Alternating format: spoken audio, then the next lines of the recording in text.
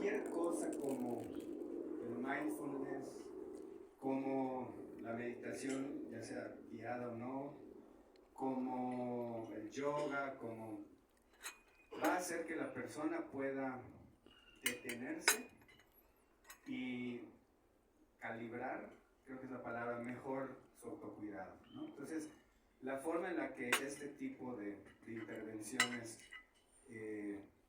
tradicionales funcionan es dándole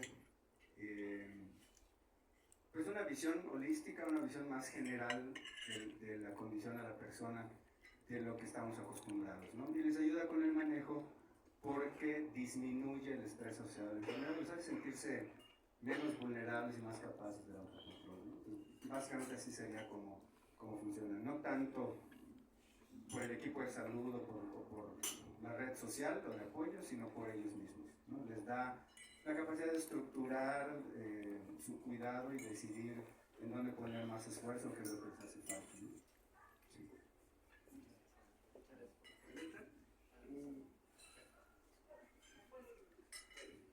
Buenos días, Graciela Chávez de México.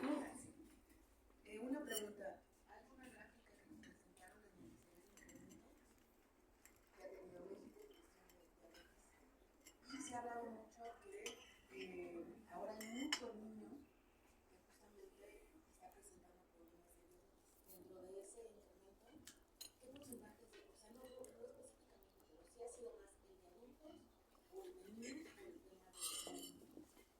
Muchas gracias. La pregunta es si los datos que nos revela la encuesta nacional de nutrición tiene que ver con adultos mayores a 20 años, pero sin duda la obesidad es un factor fundamental para que esta enfermedad se diagnostique en etapas tempranas de la vida y doctor nos ¿La pregunta es específicamente por niños? Sí. Claro. Lo que ha pasado, los números exactos en México no los tenemos, pero en el sentido de que sabemos que de adultos, 18% de los adultos mexicanos tienen diabetes, de los cuales la tercera parte no sabía, casi la mitad no sabía. Hace 20 años, cuando empecé de endocrinólogo, era 8%, o sea, prácticamente se ha duplicado. Lo que ha pasado con niños que no tenemos los números es lo siguiente. De cada 100 niños que tienen diabetes, hace 20 años, 10% tenían diabetes tipo 2 y 90% diabetes tipo 1.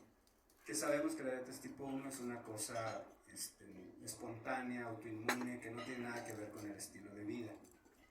Hoy en día, 30% de los niños tienen diabetes tipo 2. Es decir, en cuanto a números, no tengo el número exacto, pero sí sabemos que en los niños se ha triplicado la diabetes tipo 2 en los últimos 20 años. Y obviamente tiene que ver con la obesidad, porque pensábamos, ¿verdad?, hace como 5 o 6 años que ya habíamos alcanzado el tope biológico, ¿verdad? No es posible tener más obesidad o más diabetes, y resulta que sí. Entonces, en los niños, sin poder decir el número exacto, lo que se ha pasado es que la diabetes tipo 2 se ha triplicado en los últimos 20 años. Sí. Muchísimas gracias. Buenos días a todos, soy Alejandra Torres. Yo soy comunicóloga y escribo un blog que se llama La Mamá que Nutre. Quiero compartirles dos cosas. La primera es una experiencia. Yo empecé a escribir ese blog. Soy mamá de 3 niños, una de 10 y unos gemelitos de 4. Mi abuela murió por complicaciones de diabetes cuando yo tenía 15 años. Ella perdió primero la vista, después yo creo que le dio Alzheimer cuando no se diagnosticaba. Le amputaron un pie, luego el otro pie y pues hasta que ya, ¿no? Y mi papá actualmente padece diabetes también. Y ahí va mi primera pregunta. Mi papá se resiste mucho, tiene 68 años. Se resiste mucho al uso de la insulina. Tiene miedo, por favor. Él solo se lleva su tratamiento en el IMSS, muy mal. Él solo se autocontrola como él puede, aunque a veces le han subido 1900. Y él dice que el día que lo dializa, él casi se quita la vida, ¿no? Y le he dicho que si no, y dice, no, que la insulina es para cuando ya estoy normal. Entonces, mi pregunta ahí es, ¿cómo convence a la gente? Es muy renuente a estas nuevas apoyos que hay para que mejore su calidad de vida. Y por último, nada más un comentario para complementar lo de los niños. Ahorita que mis hijos están en el kinder, yo creo que eso todavía va a seguir subiendo lo de los niños, por eso el gobierno hay que estar tan preocupado. Porque mis hijos van a un kinder público donde tienen unos desayunos que diario consisten en un cuartito de leche de vaca y una galleta. Todos los días les damos. Mis hijos no están en ese programa. No, tuve que llevar una carta de la pediatra donde les decía que ellos estaban autorizados a no comer lácteos. Yo los voy a ver como desmentirnos si no les daba su colación. Y en la primaria de mi hija lo que me cuenta es que tampoco les permiten llevar productos procesados, pero los papás lo que hacen es los hacen vaca y los meten a un tope. No. Entonces, no es bien difícil porque a los niños les están enseñando una cosa, pero en la casa están viendo otra cosa. Pero bueno, esas son mis dos cosas que ya comenté.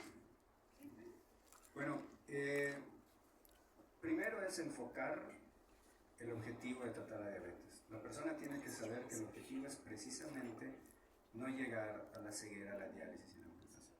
O sea, si tú le dices a tu papá, es que lo que quiero es que no te pase, entonces las cosas cambian un poquito. ¿Cómo le hago para que eso no pase? Tu glucosilada tiene que estar debajo de 7. El primer objetivo no es tener el azúcar bien, sino que no me pase nada.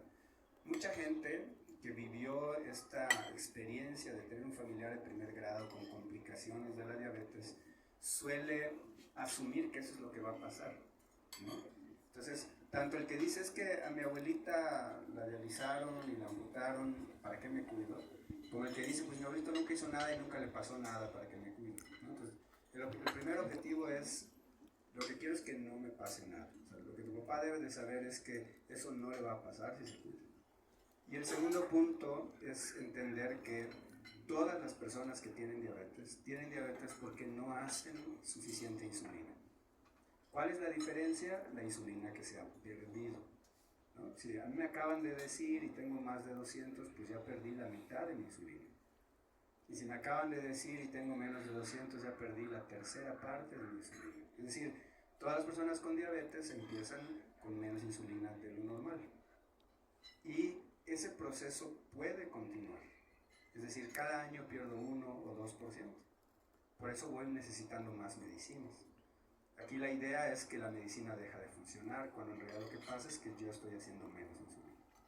Entonces lo que hay que pensar es que a 10 años, hasta la mitad de las personas necesita insulina para estar controlada. ¿Okay? El problema, la culpa, mea culpa, tengo que confesar que son los médicos.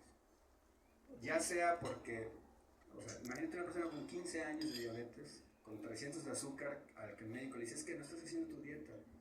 Eso es no entender que la diabetes es una condición progresiva, que empieza por falta de insulina y que esa pérdida de insulina progresa y que en algún momento la voy a necesitar para estar controlado. Entonces mucha gente cree que la insulina es un castigo, ¿no? Y no que es parte de la historia natural. O cree que te la ponen cuando ya estás muy grave porque se esperaban para eso, ¿no? Entonces es culpa de los médicos que la recetábamos tarde, que la usábamos como castigo o chantaje, ¿no? Y entonces quitar esas ideas es muy difícil. Por eso creo que apenas nos llega así de primera vez a la consulta, asiento las bases. A ver, mira, tú me pagas tu consulta para que en 20 años o en 25 años no tengas complicaciones. Y para eso necesitamos que estés debajo de este número. Vamos a ver qué necesitamos hacer hoy para que llegues a menos de ese número. Y dependiendo del tiempo, ¿no? Ahora, después de 10 años, la mitad de las personas tienen que usar insulina para estar bien, ¿no? Y el objetivo es evitar las complicaciones, eso es lo más importante. No sé si